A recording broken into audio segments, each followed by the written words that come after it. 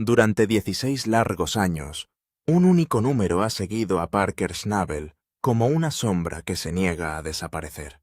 No se trataba simplemente de otro objetivo de producción escrito en una pizarra u otra meta ambiciosa discutida al comienzo de una temporada minera. Fueron 10.000 onzas de oro en una sola temporada, una cantidad tan extraordinaria que ningún minero de placer en la historia moderna del Yukón había logrado alcanzarla.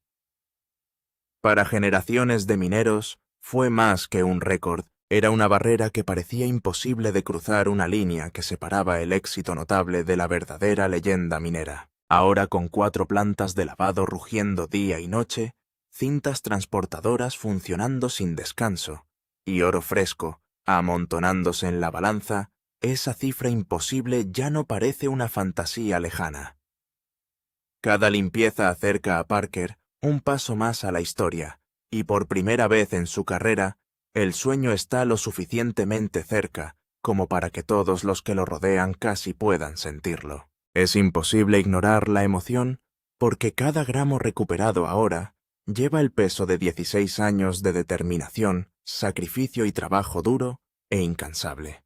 Un último empujón podría cambiarlo todo. Mirando retrospectivamente los números, Parker difícilmente pudo ocultar su satisfacción por lo dramáticamente que había mejorado la temporada. El año pasado pagamos alrededor de 1.400 onzas en regalías, y este año la diferencia es de unas 700 onzas, explicó mientras reflexionaba sobre el notable cambio. Incluso después de contabilizar las regalías, esta se había convertido en la temporada más exitosa que jamás había experimentado su operación. El alivio en su voz reveló mucho más que un éxito financiero, reflejaba años de lecciones aprendidas a través del fracaso, la frustración y la perseverancia. El valor del oro ya recuperado era asombroso. A los precios actuales, la operación se acercaba a los 38 millones de dólares en oro, en bruto, una cantidad con la que muchos mineros solo podían soñar durante toda su vida. De repente, la línea de meta estuvo lo suficientemente cerca como para tocarla, pero nadie en el equipo se permitió celebrarlo demasiado pronto. En el Klondike, la suerte puede cambiar en cuestión de horas, y Parker entendió mejor que nadie que nada está garantizado hasta la última limpieza. Lo que hizo que la situación fuera aún más intensa fue el hecho de que Parker no estaba corriendo solo contra la historia.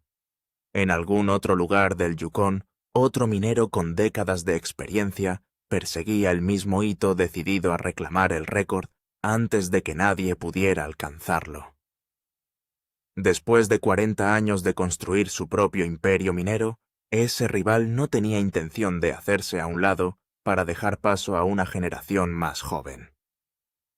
En las últimas semanas de la temporada, solo uno de ellos llegaría a la cima. Todo dependía ahora de lo ocurrido durante estas últimas semanas.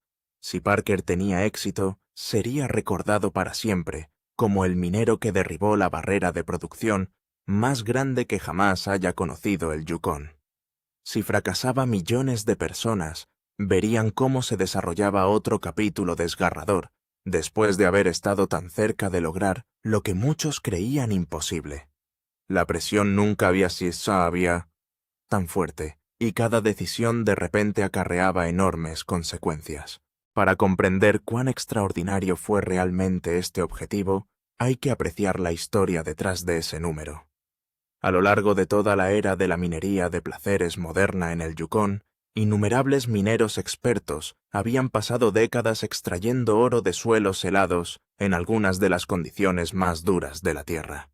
Nombres legendarios habían creado fortunas, comunidades enteras se habían levantado gracias al oro, y generaciones habían dedicado sus vidas a estos ríos y valles. Sin embargo, a pesar de toda esa experiencia, ni una sola persona había logrado producir 10.000 onzas de oro en una sola temporada. No los veteranos endurecidos que siguieron los ecos de la fiebre del oro de Klondike original. No los respetados propietarios de minas cuyas reputaciones se volvieron legendarias en todo el territorio. Ni siquiera los operadores cuyos nombres han quedado permanentemente conectados con la historia minera de Yukon. Ninguno de ellos había alcanzado ese notable hito, dejando las 10.000 onzas como el único logro que parecía para siempre fuera de su alcance. Luego vino Parker Schnabel. Tenía solo 16 años cuando se encontró dirigiendo una operación minera y dando órdenes a hombres que le doblaban la edad.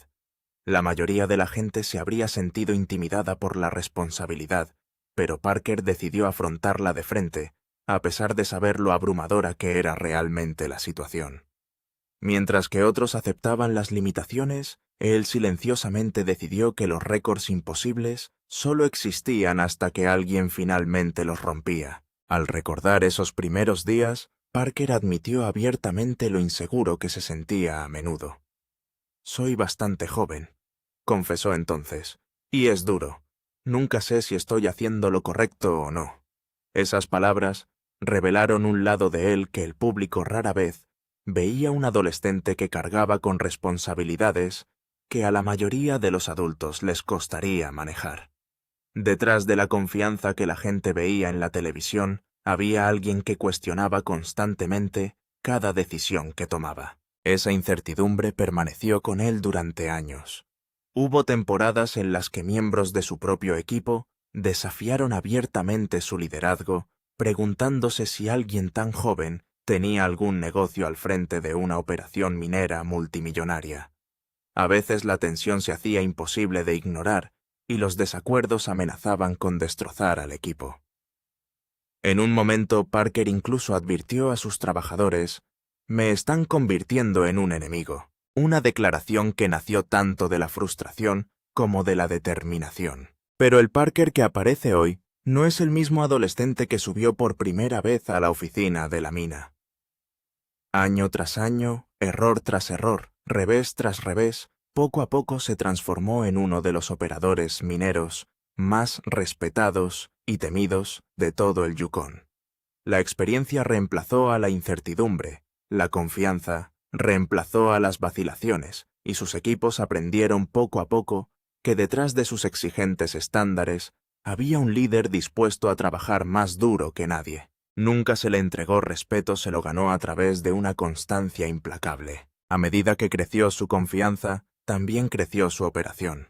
Lo que alguna vez fue una pequeña mina familiar se convirtió en una de las empresas mineras de oro más grandes del Klondike, impulsada por múltiples plantas de lavado, cientos de empleados y ambiciosos proyectos de expansión. Cuando comenzó esta temporada, Parker ya había producido más de $115 millones en oro a lo largo de su carrera. Fue un logro que muy pocos mineros de cualquier generación podrían igualar. Sin embargo, el éxito tiene una forma de hacer que el fracaso resulte aún más doloroso. A pesar de todo lo que Parker había logrado la temporada anterior, casi se convirtió en la que deshizo años de progreso. Fallos mecánicos, errores operativos y contratiempos constantes llevaron la operación al límite, al ver cómo todo se desmoronaba a su alrededor. Parker admitió con visible frustración: «No estamos ganando dinero cuando lo hacemos así. Sé que lo que estábamos haciendo estaba mal». La temporada se convirtió en una espiral de decepciones tras otra, hasta que terminó con lo que Parker describió más tarde como la peor limpieza de toda su carrera.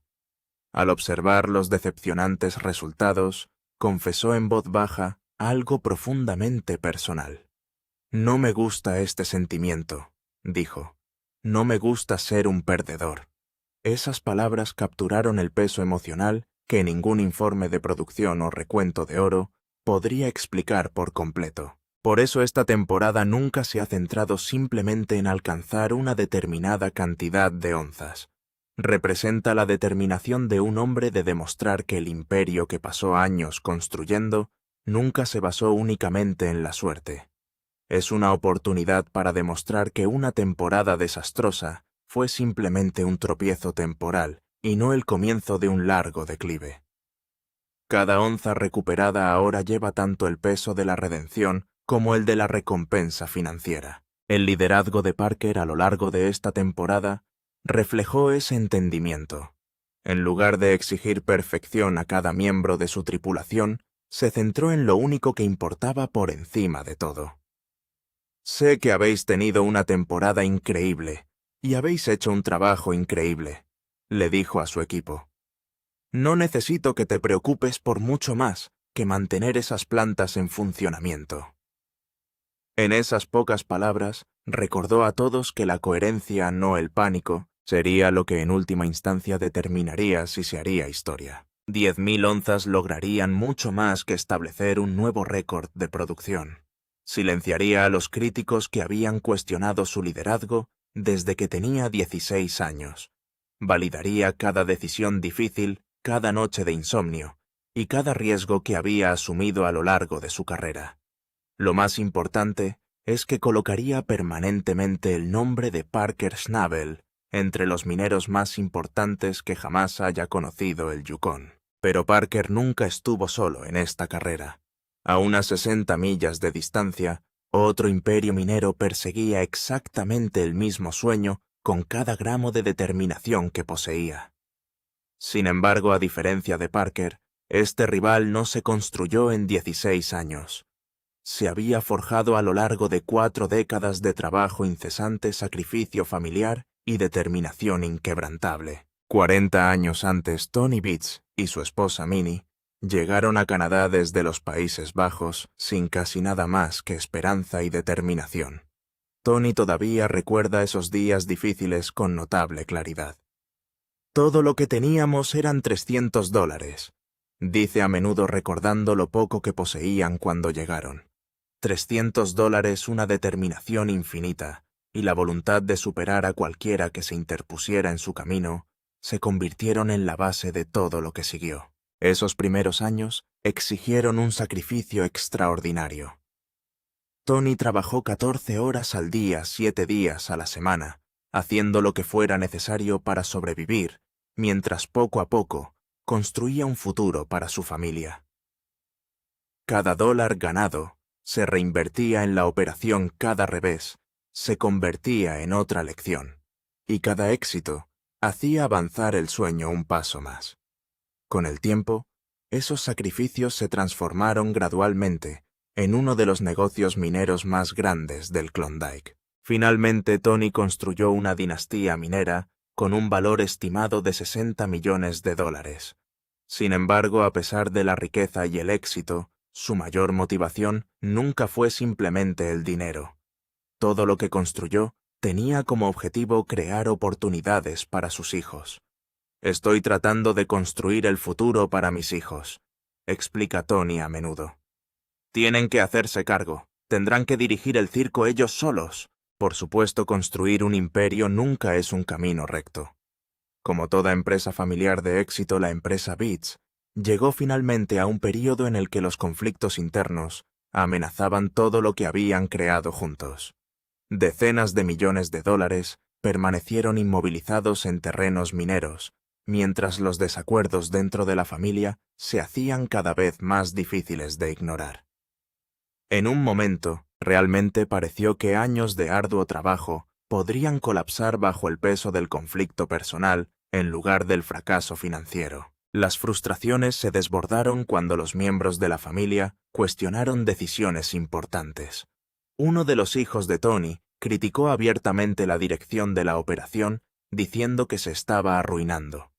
Promesas que antes parecían seguras se rompieron repentinamente, y los recortes mineros esperados por un miembro de la familia se reasignaron a otro. Las emociones se dispararon, la confianza se debilitó, y varias personas consideraron abandonar por completo el negocio familiar. Cuando un trabajador finalmente anunció que se iba, Tony apenas podía creer lo que estaba escuchando. «¿Acabas de renunciar? Tienes que estar bromeando», respondió con incredulidad. La tensión había llegado a un punto en el que ya no amenazaba solo las relaciones, amenazaba el futuro de toda la operación minera. Durante un tiempo pareció que la dinastía Beets acabaría por destruirse a sí misma desde dentro. Pero Tony Beets nunca ha sido conocido por rendirse fácilmente. Cuando todo parecía a punto de desmoronarse, hizo lo que había hecho durante toda su vida, luchó por reconstruir. Poco a poco, volvió a unir a la familia, reparó las relaciones fracturadas y les recordó a todos que por ninguna cantidad de oro valía la pena perder a las personas que más importaban. Como suele decir Tony, cualquier cosa para la familia. Continuó trabajando junto a su hijo Mike y su hija Mónica, confiándoles responsabilidades cada vez más importantes dentro de la operación.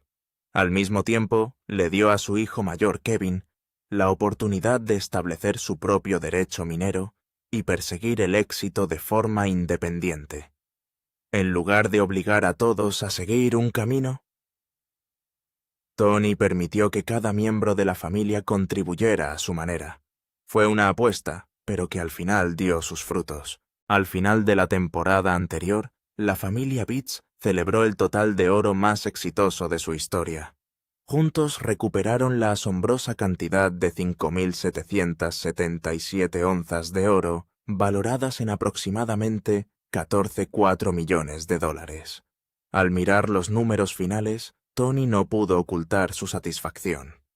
«Seguro que es muchísimo mejor que el año pasado», dijo con una amplia sonrisa, sabiendo cuánto trabajo había sido necesario para lograr ese éxito. Eso es contra lo que realmente estaba compitiendo Parker.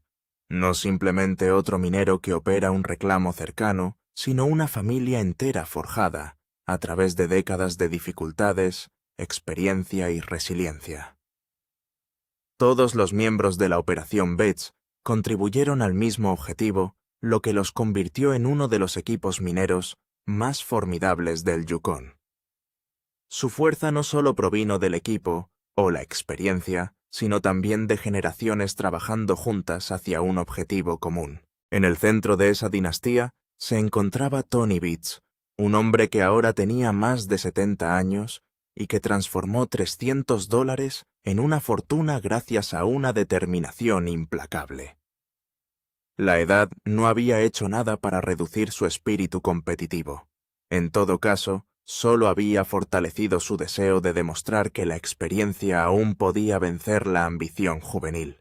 La idea de ser superado por alguien lo suficientemente joven como para ser su hijo simplemente no le sentaba bien. Tony dejó perfectamente claras sus intenciones. «Creo que puedo vencer a Parker», declaró sin dudarlo.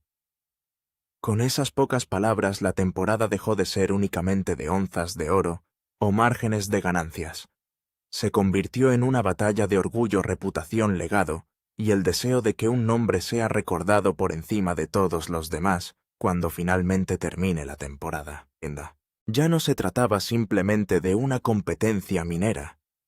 Fue una competencia entre generaciones, entre dos viajes notablemente diferentes, que de alguna manera habían llegado al mismo destino. Uno representaba la ambición juvenil, construida a través de una innovación incesante, mientras que el otro encarnaba décadas de experiencia obtenidas a través del sacrificio y la perseverancia.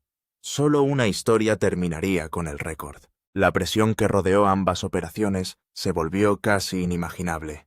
Cada avería mecánica, cada retraso climático, cada onza de oro y cada decisión de repente tenían el potencial de determinar quién sería finalmente recordado en la historia de la minería de Yukon.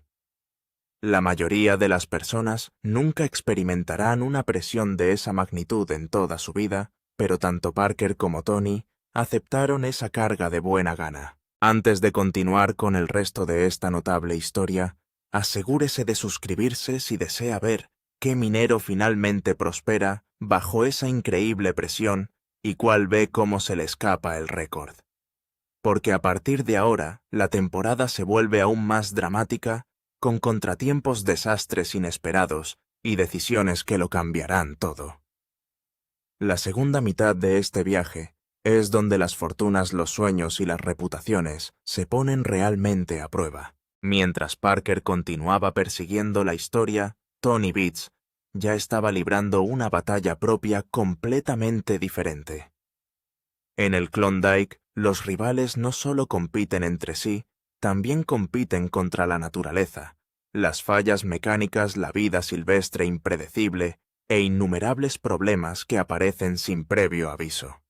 Cada onza de oro exitosa debe primero sobrevivir a esos desafíos diarios. Incluso el minero más experimentado nunca puede asumir que el día se desarrollará según lo planeado. En la operación de Tony's Indian River, el corte Early Bird de 13 acres dependía de un sistema de gestión del agua cuidadosamente diseñado para mantener la minería funcionando sin problemas.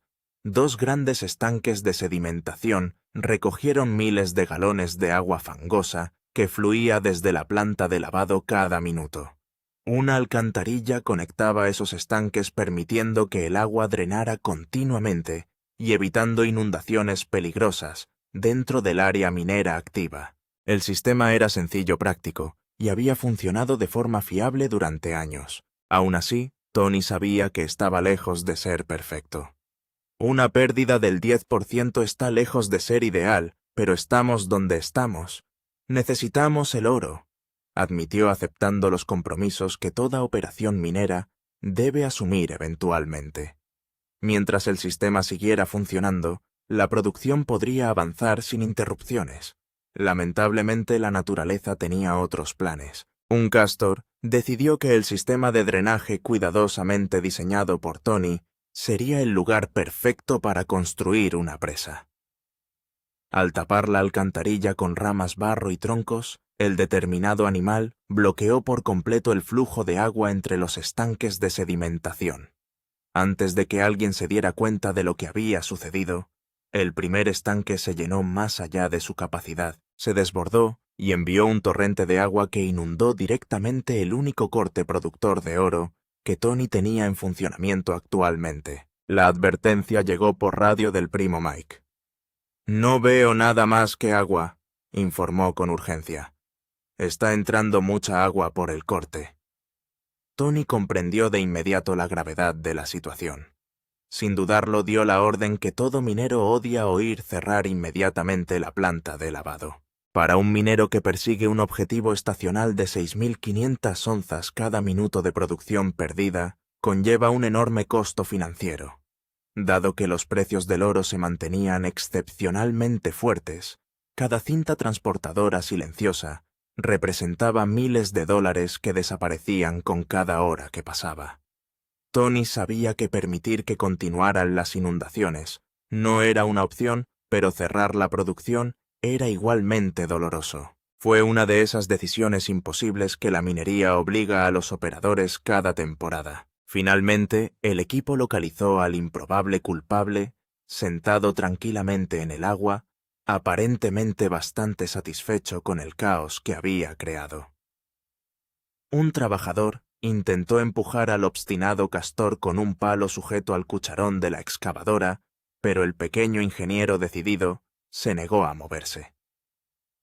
Al observar cómo se desarrollaba la escena, Tony solo pudo sacudir la cabeza con renuente admiración.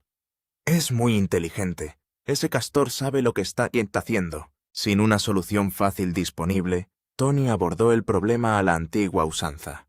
La tripulación construyó barreras temporales, bombeó agua balde por balde y quitó minuciosamente cada rama, palo y tronco que el laborioso animal había metido en la alcantarilla. Era un trabajo agotador y sucio, pero simplemente no había otra alternativa si querían salvar la temporada minera. A veces incluso operaciones millonarias no dependen de nada más glamoroso que el duro trabajo físico. Una vez que finalmente se despejó la obstrucción, el agua inmediatamente comenzó a fluir, nuevamente a través de la alcantarilla, aliviando la presión sobre el estanque de sedimentación inundado. Tony no perdió tiempo en reiniciar la planta de lavado y devolver la operación a plena producción. «¡Bingo!», anunció con evidente alivio. «Estamos de vuelta en el negocio». En cuanto al castor, probablemente se alejó en busca de otro desafortunado minero cuya operación cuidadosamente planificada podría inundar a continuación. «Tal vez se mude a Parker's», bromeó Tony. «Esta es la parte que nadie te cuenta sobre la búsqueda de 10.000 onzas. No se trata solo de cavar, son castores y estanques reventados y 1.000 pequeños desastres entre un hombre y el oro». Y mientras Tony luchaba contra el agua a 40 millas de distancia, su rival estaba haciendo la apuesta más peligrosa de toda la temporada. Parker hace todo lo posible. Así es como se persigue un récord que nadie ha alcanzado nunca. Lo apuestas todo y lo haces todo de una vez. Parker tenía 4 plantas de lavado funcionando simultáneamente y más de 20 millones de dólares en oro ya extraídos del suelo. Necesitamos consumir al menos 400 onzas por semana para alcanzar nuestra meta, dijo. 400 onzas por semana, semana tras semana, sin descansos, sin mala suerte. Esa es la brutal matemática de un récord.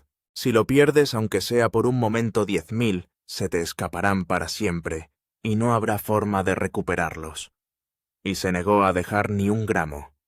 En un corte su tripulación casi había terminado de girar cuando Parker decidió que la draga del veterano había perdido el oro más adelante en la racha. Así que ordenó el corte, empujó otros 2 acres hasta su límite absoluto, antes de que se agotara la licencia de agua.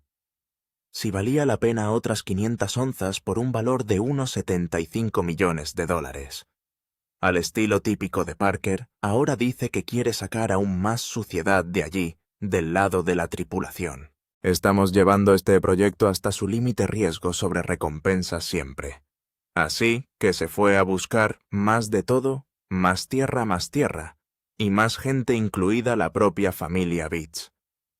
Caden Foot era un mecánico de 23 años que trabajaba para Kevin Beach, y ya no estaba. A medida que las temperaturas primaverales subieron la pila de sueldos de Kevin, que se estaba descongelando, se convirtió en barro empapado y descuidado, y los sueldos húmedos se envenenaron en una planta de lavado. La correa patina, la rueda motriz gira, y toda la planta se detiene. Caden le rogó que extendiera el material y lo dejara secar. Creo que podría ser el momento de acostar a la vieja Roxanne durante este año. Deberíamos seguir más tiempo. Kevin se negó, y lo mojó de todos modos lanzando agua caliente a alta presión a los rodillos, a modo de curita. Siempre que le llamo la atención sobre algo nunca pasa nada, dijo Caden. Siento que me faltan el respeto. Entonces, cuando Parker llamó, Caden condujo y se rindió frente a su rival. Recibí una oferta de trabajo de Parker que no pude rechazar. Mira lo que acaba de pasar allí. Parker no solo está superando al Beach, los está desmontando silenciosamente un trabajador frustrado a la vez. Cada mano que añade es una mano que pierden. Así se gana la guerra de las onzas. No solo superas a tu rival, sino que lo contratas. Pero la apuesta más grande y aterradora de Parker fue en su propiedad principal, dominio. Había pasado 3 semanas excavando un enorme corte llamado Milla de Oro, construyendo 2 montañas gigantes a 4.000 pies de distancia. Luego desconectó por completo la Milla de Oro, su mayor recorte de producción, y vio cómo sus números se desplomaban. Para recuperarse gastó $1 millón en una nueva planta de lavado. Lo llamó el ganso dorado. «Haga que el cajero automático vuelva a funcionar», dijo. Incluso aparcó su 4ª planta Lucifer para la temporada, apostándolo todo a terminar Dominion con el Golden Goose más Big Red. Construir una planta de lavado de 45 toneladas en días es su propia pesadilla. El experto en plantas de lavado Jeff Turnell levantó la planta de 45.000 libras en el aire, mediante grúas y cables enroscando pasadores en su lugar con menos de 1 milímetro de margen, mientras la pluma se desplazaba con su peso máximo. «Esta es una de las partes más estresantes de todo el proceso», dijo Jeff. «Aquí tienes una planta de 45.000 libras todo colgado de cables, un desliz y todo se viene abajo. Seré un poco feliz cuando estos alfileres estén colocados y esta cosa se asiente por sí sola». Los metieron. Mientras tanto, en el reclamo de Keenan Stewart, el equipo verde de Parker, incluido un novato llamado Billy Abbott en su primer viaje al Yukon, se apresuró a bajar a pagar bajo el capataz Brennan, cuando un camión de rocas explotó una llanta en un trozo de acero que quedó en el camino de carga. 10-12 cargas perdidas en una carrera en la que cada carga importa y el reloj nunca deja de correr. Mientras Jeff atornillaba la planta, el equipo minero de Parker estaba avanzando 1/3 de milla hasta las gigantescas montañas de Pago y arrastrando a la gallina de los huevos de oro hasta su plataforma antes de que los pasadores apenas estuvieran fríos. Una planta nueva de $1 millón que permanece inactiva es lo más caro en los yacimientos de oro, y Parker lo sabía. «Estamos bajo mucha presión aquí», dijo uno de los miembros de la tripulación. «La carrera ha comenzado. Tenemos que montar esta nueva planta en un tiempo récord. Con una cuarta parte de su capacidad de giro, todos los camiones de piedra de la propiedad arrojaban tierra a un solo objetivo: conseguir que el ganso atrapara el oro antes de que terminara la temporada. Parker había destripado su mejor tajada, había dejado $1 millón en acero nuevo en el suelo y había apostado todo el récord a que la gallina de los huevos de oro se disparara antes de que terminara la temporada. «Aquí arriba todo es riesgo antes que recompensa», dijo. Lo único que quedaba por saber era si la recompensa era real o si acababa de entregarle el disco a Tony Beach, los $4 millones, porque Tony estaba golpeando aún más fuerte. Compró un nuevo terreno llamado Wounded Moose, 4 millas al este de sus reclamos de Indian River, 1 milla al sur del terreno que alquila a Kevin. 2.400 acres de terreno, parcialmente minado, llave en mano con trommel, excavadoras y campamento. Tony creía que podría producir hasta $200 millones en oro, y pagó $4 millones por él sin probar ni un solo plato. «Pagamos un montón de dinero por él y ni siquiera me molesté en probarlo», admitió. «Sin riesgo tampoco hay ganancia». Así que Tony se lanzó a su apuesta no probada de $4 millones, recogió un recipiente con grava del lecho de roca fracturado y lo lavó. «Mira esto. Mira qué buena esa porquería. Mira cuánto hay. Todo ha terminado. Oro. En todos lados. En la primera sartén. Si eso fue en Las Vegas, eso es lo que se llama ganar el premio mayor. Fue el tipo de huelga que un hombre espera toda su vida».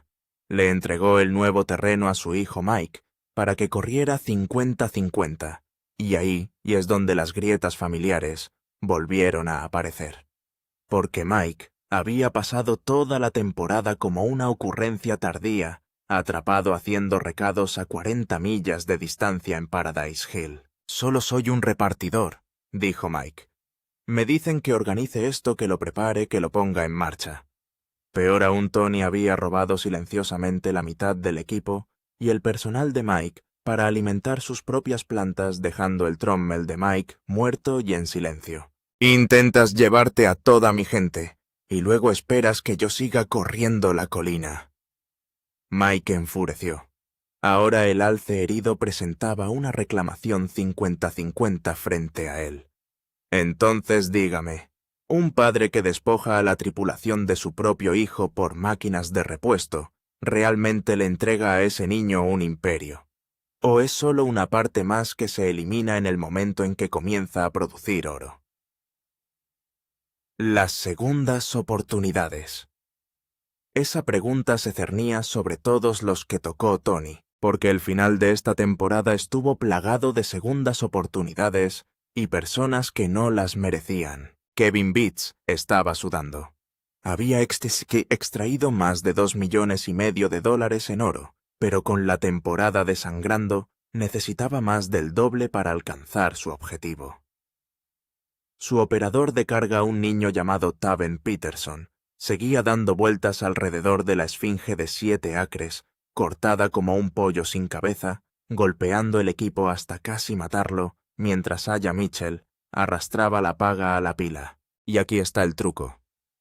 Taven había sido despedido de la operación de Parker 6 semanas antes exactamente por lo mismo, ejecutando su cargador demasiado rápido, ignorando órdenes.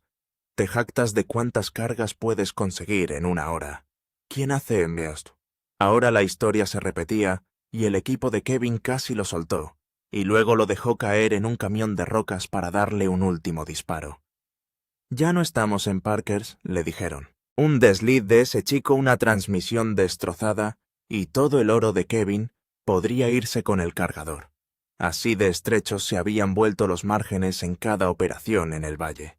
Bits y Schnabel por igual, y un minero a 100 millas de distancia estaba a punto de mostrar exactamente lo que sucede cuando esos márgenes finalmente se rompen.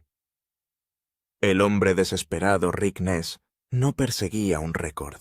Estaba persiguiendo la supervivencia. Hace 6 temporadas, Rick arrendó Duncan Creek a un terrateniente llamado Troy Taylor, apostó millones con la promesa de una bonanza de oro y estrechó la mano para comprar el reclamo. Todo menos un detalle: la licencia de agua. Nunca llegó. Sin él no podría tocar en absoluto su terreno rico en oro en Duncan Creek, así que se apresuró a conseguir un nuevo reclamo en Lightning Creek, y el primer corte allí, el corte de diamante, le asestó un puñetazo en el estómago. 7 onzas. 7. No hay manera de que podamos ganar dinero con eso, dijo Rick. Pero eso no significa que podamos simplemente dejarlo todo. Y el reloj gritaba. Tenía una semana para pagarle a Troy Taylor 100 onzas para completar su compra, y no estaba ni cerca. Así que siguió el oro cuesta arriba. Hace más de 150.000 años, un glaciar arrancó oro de la Beta, madre del monte Hinton, lo arrastró valle abajo y lo arrojó en bolsas dispersas entre las pesadas rocas. Rocas más grandes, oro más grande. Rick y su chico Bailey encontraron un tramo lleno de ellos y lo llamaron Boulder Cut. Tengo un buen presentimiento al respecto. Luego cambiaron los pesajes. El equipo de Rick extrajo 430 onzas en una sola semana, el mayor botín que jamás habían tenido. La siguiente escala añadió 302,27 onzas, elevando su total a 1.379,65. Recuperando terreno rápidamente dijo: ahora todo lo que Rick había dejado estaba en un último corte, el último corte de oportunidad, con la primera nieve ya apareciendo. Por primera vez en toda la temporada volver a casa con el oro en el bolsillo era realmente posible. Y Rick juró que no cerraría esa planta hasta que el clima le quitara la elección de las manos. Esa fue la apuesta de Rick, pero en el valle, la única apuesta que cualquiera recordaría, ya estaba llegando a un punto crítico, cerrando la brecha Parker versus Tony, y Tony llegó primero a la báscula.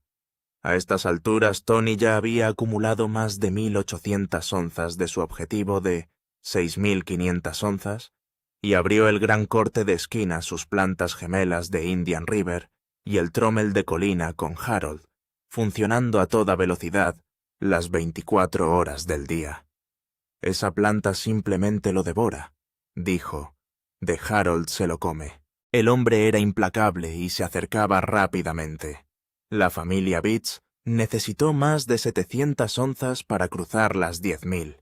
Sus plantas gemelas en Indian River agitaron lo último del corte de esquina. Uno pesaba 192,42 y otro 182,06, más ligero que la semana anterior, mientras retiraban los restos del corte.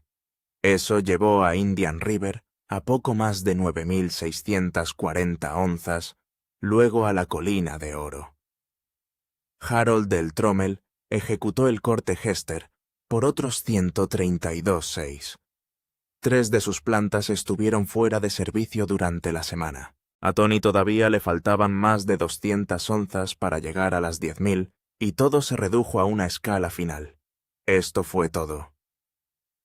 El oro del Trommel de la colina, el último montón de la temporada, se derramó ante toda la familia.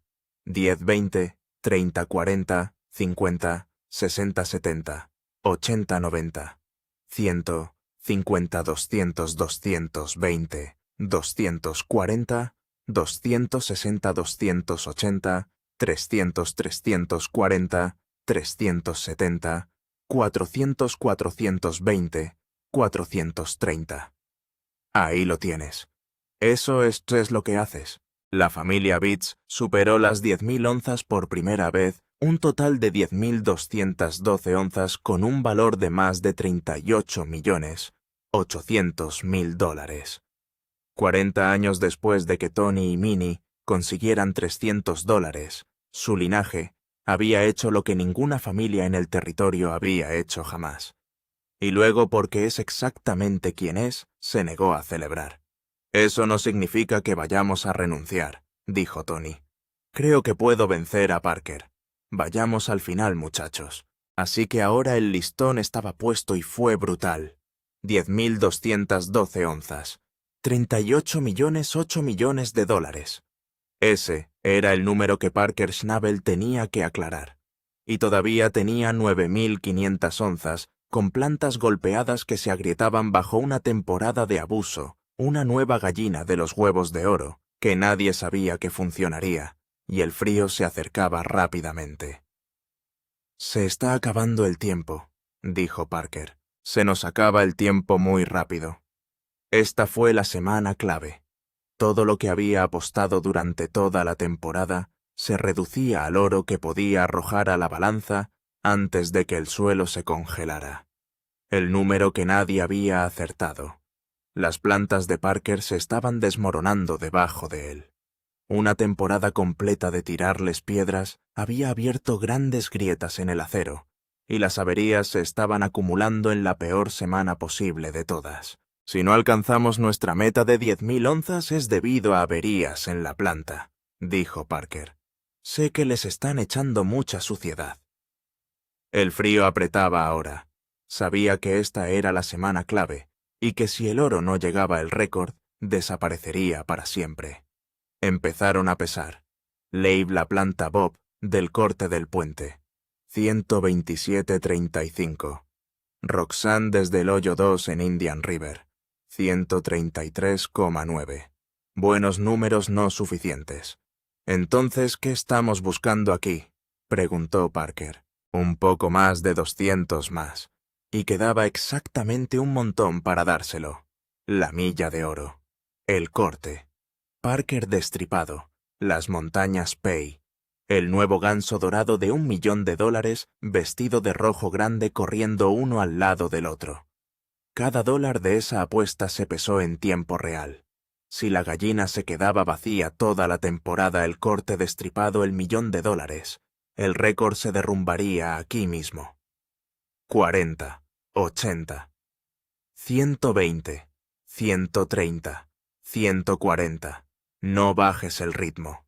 200, 220, 258,15. Por primera vez Parker Schnabel había alcanzado las 10.000 onzas en una sola temporada, y entonces la gallina de los huevos de oro le guiñó un ojo. Al enjuagar el tanque después del recorrido final, la tripulación encontró una pepita perfecta en el fondo que pesaba exactamente 1 onza. Ni una fracción por encima, ni una fracción por debajo. 1 onza. La gallina puso su primer huevo, chicos. Ellos se rieron. Su huevo de oro llega hasta 259,15. La semana pasada sacaron 627,25 onzas. Esta semana 520,45. Para una temporada total de 10.189,85 onzas, con un valor increíble de $38.341.000. Lo hicimos. Había despejado el bar. El nervioso joven de 16 años que nunca supo si estaba haciendo lo correcto, acababa de hacer lo único que nadie en la historia del Yukon había hecho.